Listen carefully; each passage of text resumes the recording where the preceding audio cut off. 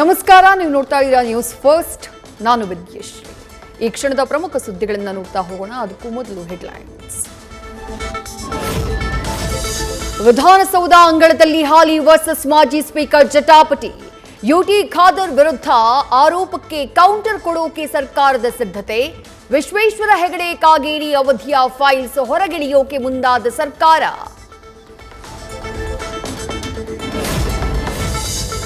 ನಾವೇನೂ ಕೇಳಿರಲಿಲ್ಲ, ಆದರೂ ಸ್ಪೀಕರ್ ನಮಗೆ ಸ್ಮಾರ್ಟ್ ಲಾಕರ್ ಅಳವಡಿಸಿದ್ದಾರೆ. ಒಂದೊಂದು ಸ್ಮಾರ್ಟ್ ಲಾಕರ್ಗೆ 3 ಪಟ್ಟು ಹೆಚ್ಚು ಬಿಲ್ ಮಾಡಿದ್ದಾರೆ.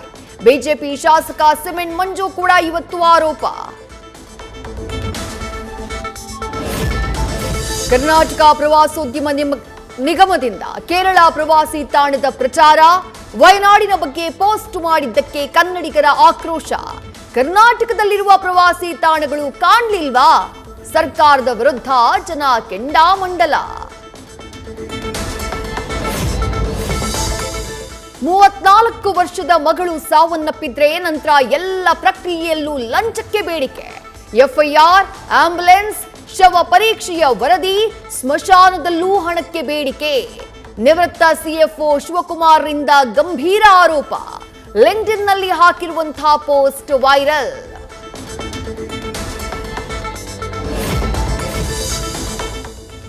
ಚಿಕ್ಕಮಗಳೂರಿನಲ್ಲಿ ದತ್ತಮಾಲಾ ಧಾರಣೆ ಸಂಭ್ರಮ. ಈ ವರ್ಷ ದತ್ತ ಸೇವಾ ಸಮಿತಿಯಿಂದ ದತ್ತಮಾಲಾ ಅಭಿಯಾನ. ಎಂಎಲ್ಸಿ ಸಿಟಿ ರವಿ ಸೇರಿ 30ಕ್ಕೂ ಹೆಚ್ಚು ಭಕ್ತರಿಂದ ಮಾಲಾ ಧಾರಣೆ.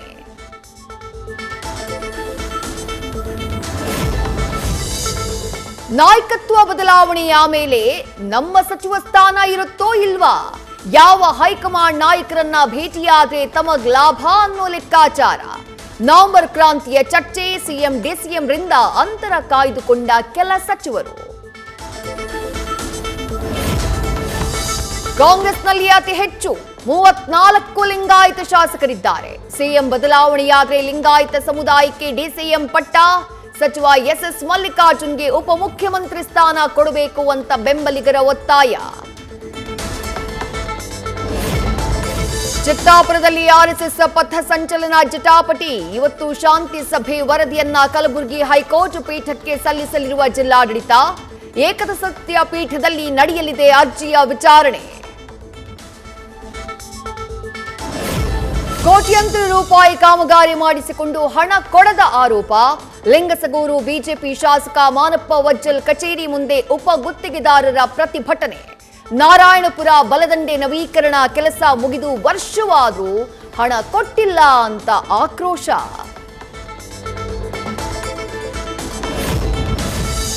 ತಾವು ಒಳ್ಳೆಯವರು ಅನಿಸಿಕೊಳ್ಳೋಕೆ ನನ್ನ ಮೇಲೆ ಹಣದ ಆರೋಪ. ಲಕ್ಷ್ಮಣ ಸವದಿ ಮಾತಿಗೆ ಕಣ್ಣೀರು ಹಾಕಿದ ಕಾಂಗ್ರೆಸ್ ಮುಖಂಡ ಗಜಾನನ ಮಂಗಸೂಳಿ. ನಾನು ಹಣಕ್ಕೆ ಬೇಡಿಕೆ ಇಟ್ಟಿಲ್ಲ ಅಂತ ಸ್ಪಷ್ಟನೆ.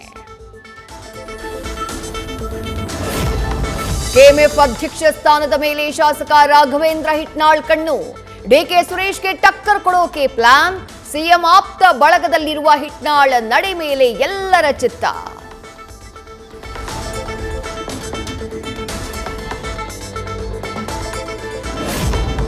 ಮನೆ ಕೆಲಸದವಳನ್ನೇ ಮಗಳಂತೆ ಕಂಡಳು ಮನೆ ಮಾಲಕಿ.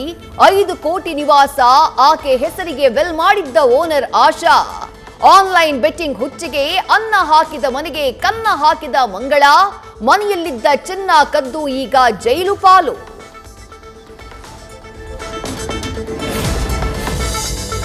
ಬೆಂಗಳೂರು ರಸ್ತೆ ಗುಂಡಿ ಮುಚ್ಚೋಕೆ ಇನ್ನೊಂದೇ ದಿನ ಬಾಕಿ. ಅಕ್ಟೋಬರ್ 31ಕ್ಕೆ ಸಿಎಂ ಡೆಡ್ಲೈನ್. ರಸ್ತೆ ಗುಂಡಿ ಮುಚ್ಚೋಕೆ ಮಳೆ ರಗಳೆ ಸಮಸ್ಯೆ ಇದೆ ಎಂದ ಜಿಬಿಎ. ಗುಂಡಿ ಮುಚ್ಚುವ ಪ್ರಕ್ರಿಯೆ ವಿಳಂಬ.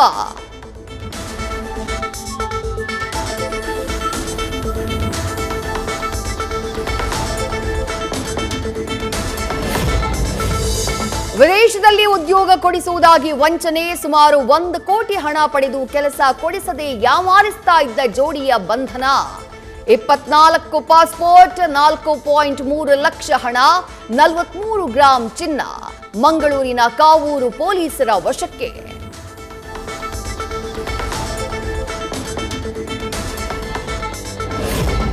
ಕರ್ನೂಲ್ ಬಸ್ ಅವಘಡದ ಬೆನ್ನಲ್ಲೇ ಎಚ್ಚೆತ್ತ ರಾಜ್ಯ ಆರ್ಟಿಒ. ಬೆಂಗಳೂರಿನಿಂದ ಹೋಗ್ತಾ ಇದ್ದ ಎಲ್ಲ ಬಸ್ಸುಗಳ ಪರಿಶೀಲನೆ. ಅಧಿಕ luggage, emergency exit door, fire safety ಇಲ್ಲದ ಬಸ್ಗಳಿಗೆ ದಂಡ.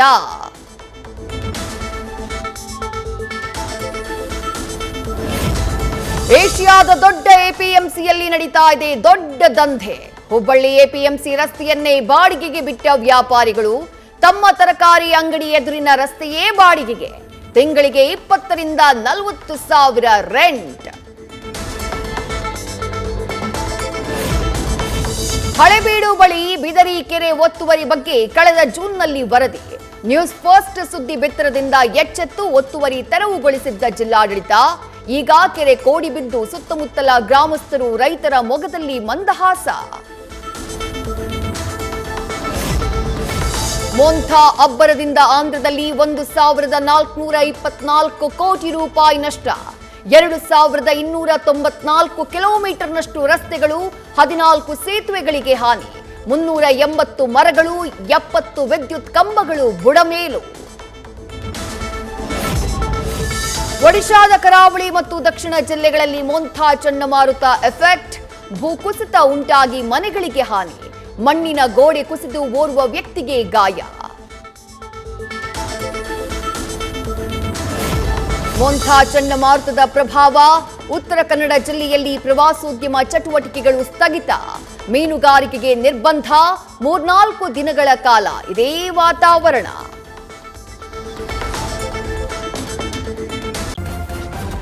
ನ್ಯೂಸ್ ಫಸ್ಟ್ ನಿರ್ಭೀತಿಯಿಂದ ನಿಮ್ಮ ಪರವಾಗಿ.